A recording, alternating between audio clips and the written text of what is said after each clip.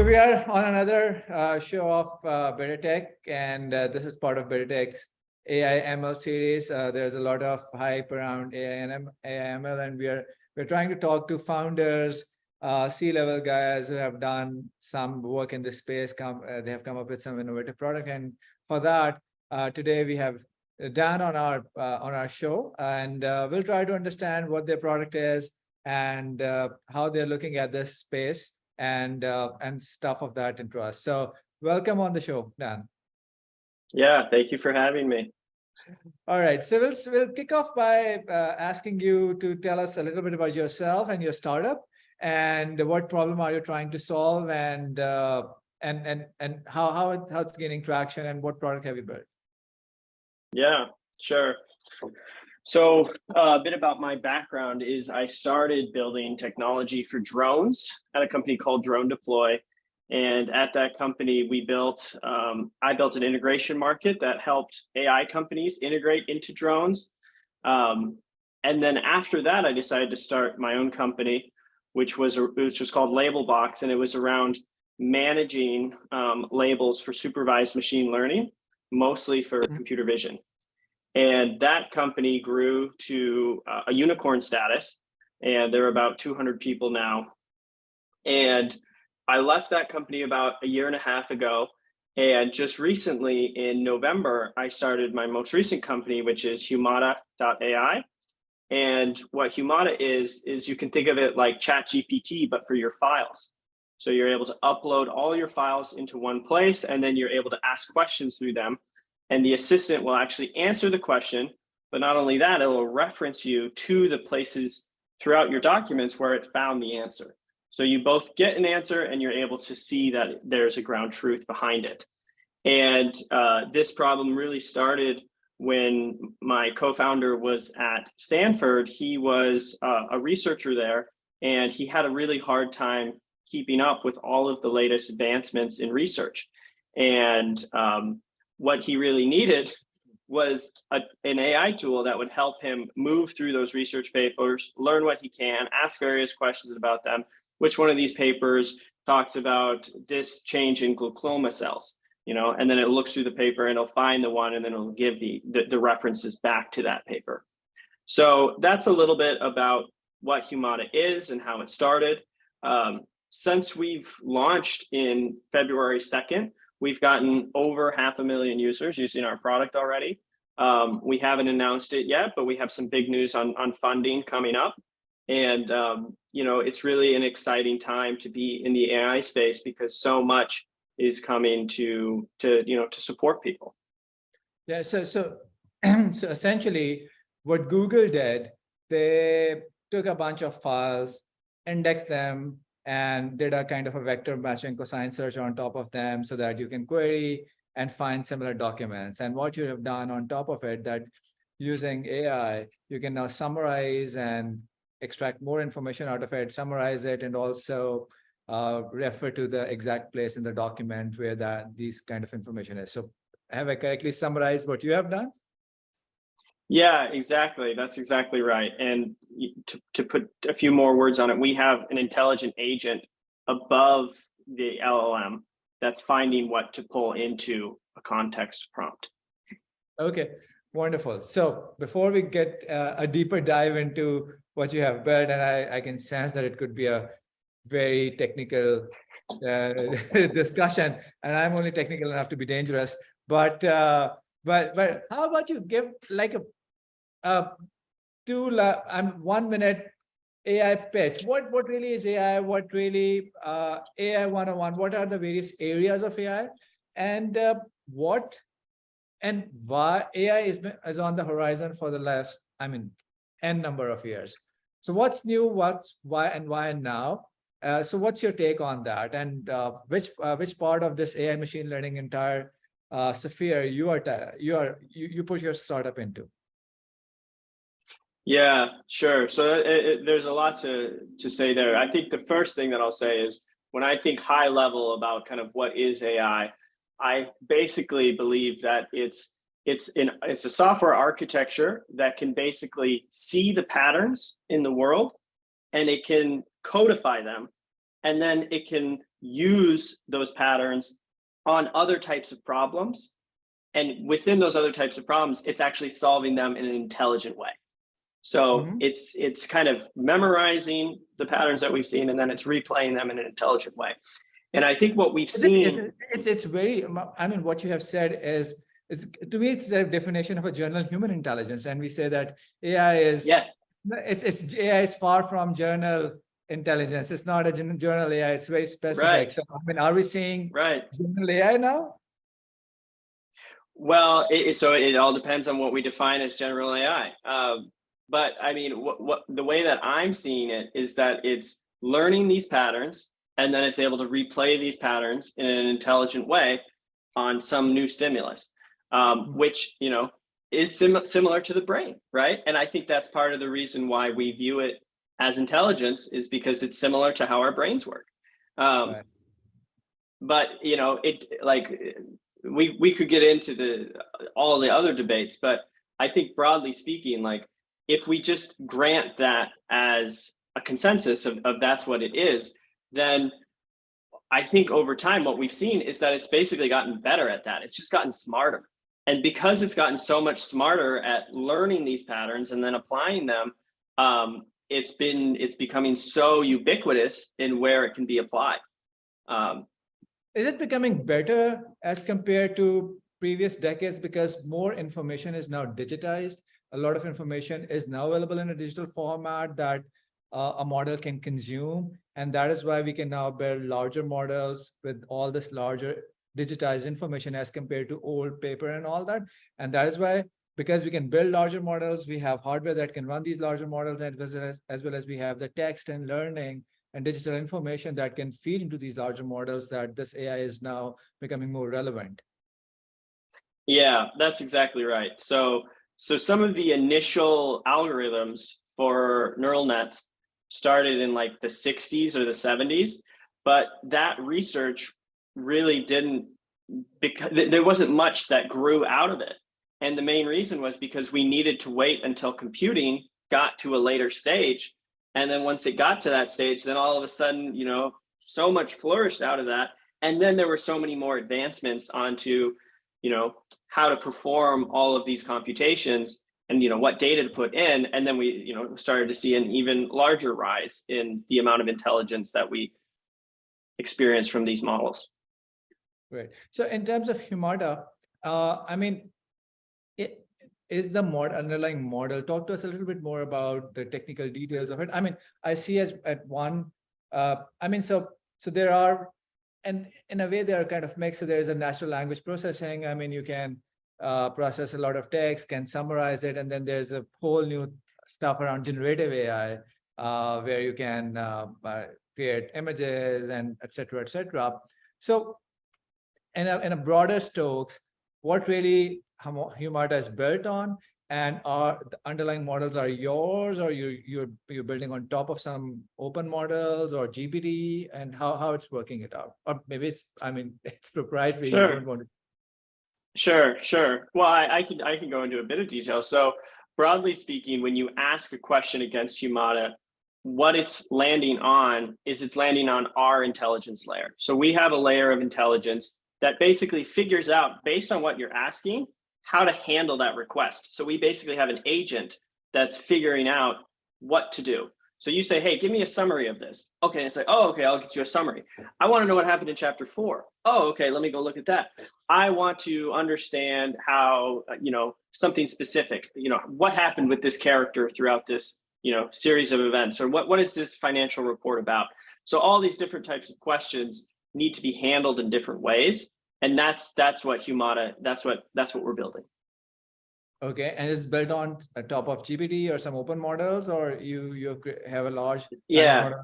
Yep. Yeah, so right now it's built on top of OpenAI. Ultimately, once we figure out how to handle the question, then we collect the different sources needed, and then we send that to OpenAI to generate obviously the there's response. a limitation of tokens that you can consume, and obviously more tokens will cost more money. So that, I mean, so you're kind of doing a pre-processing, intelligently doing it, and then feeding and getting information out of the OpenAI, which is out there. Is this correct? That's correct. But the one thing that I would say is that the pre-processing itself is an intelligence. So we're training a neural network there as well.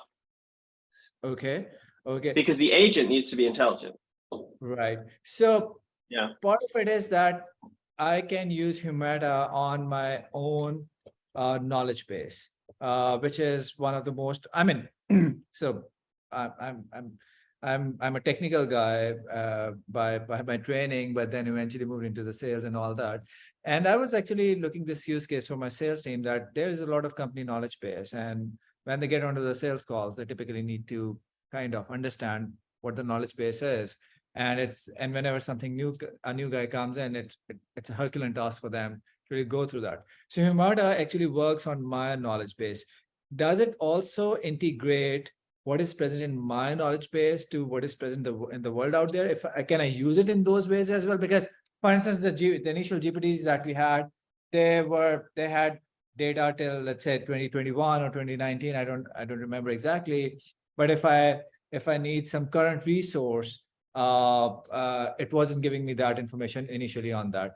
In Humata, is this just for my personal knowledge base, or it can integrate the web and a lot of other knowledge sources alongside? Yeah. So, I mean, kind of at one level, Humata will work with any data that you connect it to. So if, let's say, there's some strategic data source on, the National Institute of Science, you can connect that. And then when they publish new articles, then you can ask questions about it. But primarily, a lot of our customers are using it for their internal knowledge base. And the way that a lot of customers are using it is that they basically upload a folder of documents, like onboarding documents for your sales reps, and then they send them the link. Well. Exactly. Just before this podcast, we uploaded a folder Yeah. of documents, and That's right. And That's the results right. Actually.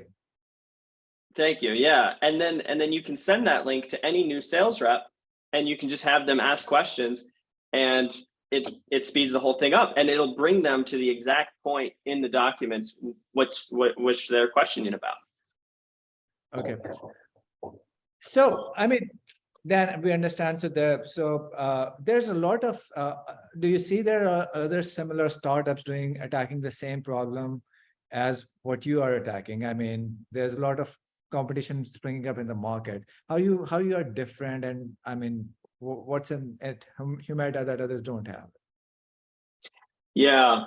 So, I mean, broadly speaking, if we think about building a castle, how almost every time you build the moat too. The two, you build both of them. And so I think that that's true in almost every startup, is that some startups start with a moat, but most startups build their own moat at some stage. And that's one thing that I saw at Labelbox, is that, when we were 3 people just starting the company, we had a good idea, something that solved a problem, but then ultimately we were able to build a deeper moat and become a unicorn company as we moved through time. And I think the same is true for Humata. And where I see us already starting to build our moat is in that layer of intelligence for how we answer questions. Now, there's a lot to be played out, but I think at the core of it is we're already solving a problem for users. It's something that's helpful for people, and it's helpful for organizations. So, and so we're starting to collect our kind of our initial set of customers that we're helping. And then from there, we'll get to the next stage of growth and the next stage of growth. And I think that that's how companies are built. A lot of these documents that the customers are going to upload, they may have a lot of confidential information into it. And if their model is getting trained and so on, how you're making sure that the confidential information that I'm uploading remains for me alone? Yeah, so we basically have a few different solutions here. So one is that we are able to plug in to different LLMs. So we can switch out that service into a different service. But I think the other thing to note is that none of our data is used for training any models, okay? And then also none of any of the data that goes to the model is only retained for 30 days for logging purposes. So so we're in conversations with a number of information security teams, and our cloud offering is working for them already. And we have another set of product features that are going to work for another set of organizations. So that's where we are right now. So what's your, I mean, you launched in Feb and you already have, great traction, 500,000 users is no small thing. What is your product roadmap? Where are you going with it this year? So right now we're moving more into enterprises, and what we're finding is that a lot of enterprises feel like they need to do something about generative AI, otherwise they're going to get left behind, which I think there's some truth to that. And we're really connecting enterprises with a way to break down knowledge silos between teams by basically having this agent that can connect people with the relevant knowledge they need to make better decisions. So that's where we're starting to help a lot of companies. Okay. So all right. So you're breaking knowledge silos because Humata can summarize, can take up documents, and can answer a lot of questions, and that's where you're helping enterprise. And you're already talking to security. You're aware of the security questions that will spring up. So, talk to me more about, in general terms, where you see the overall AI field heading. The next year, and what are the various challenges that you see coming along the way? Bias is one, there could be others. So where the overall field is heading, and what are the challenges that you're looking at? So where I feel we are right now is we're kind of like in the renaissance of creators, where I feel like creators themselves are going to become so empowered by so many different tools to basically let their ideas flourish, because so many domain experts are now turning into specific generative apps. I'll give an example. So let's say I can now draw something on a piece of paper, create a UI mockup of it. And then once I have that UI mockup, then I can start creating some basic code on top of it. I can share it with people. So there are just so many tools that I see that are going to start coming around to empower individuals to make their ideas flourish. So that's kind of like one stage at which I see it. One of the challenges that I see is that as we're going to see so much content come into the world because it becomes easier to make things, we're also going to see more fake things and unreal things come onto the stage. And part of the challenge with that is the more unreal things that are basically just money machines, we're going to see like a less trust come across people. People are going to have a harder time trusting, and that's a good thing, because they won't be able to know what's true just from looking at the scenes, because more and more things will be generated, more and more things will be created.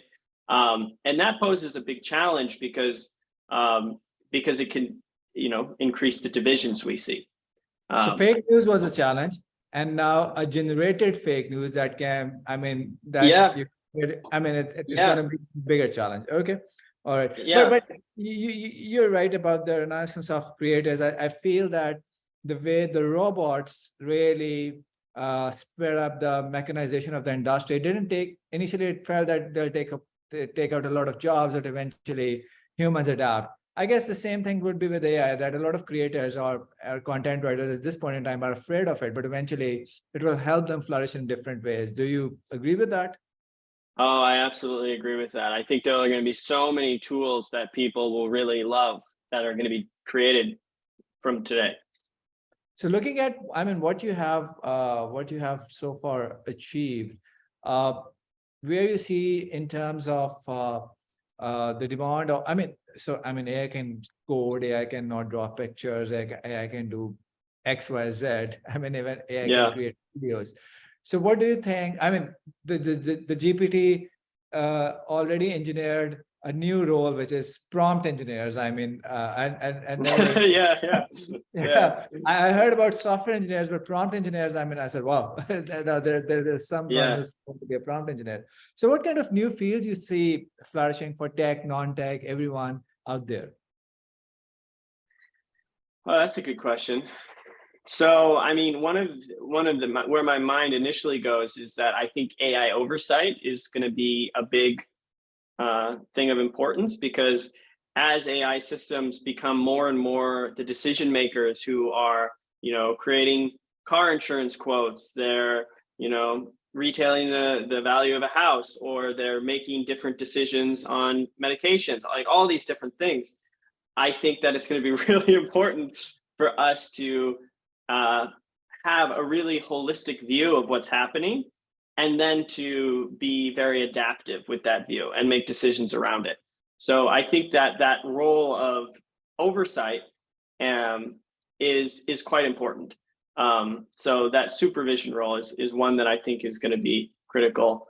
When I think of other kind of new fields or industries that are going to come about because of this, I mean, this is one shift that I think is going to. I think there will be some shift for more people starting things, kind of becoming entrepreneurs, because I think the barrier to being an entrepreneur will shrink, and I think there's enough ideas and things for people to work on that that would help society if we had those people working on it. That I think we'll see more small companies, but that one we'll see. Yeah, Okay. those are two off the top of my head. I'm just curious, why the name Humata? Is it something? It signifies something. It has a certain meaning. Yeah, my co-founder is Persian, and it's a Zoroastrianism term, which is kind of like this ancient religion, and the term means there's only one path, and it's the way of truth. Okay. All right. Yeah. I mean, in the world of AI, where there's a lot of fake news, there's one path. Yeah, well said. Quite interesting.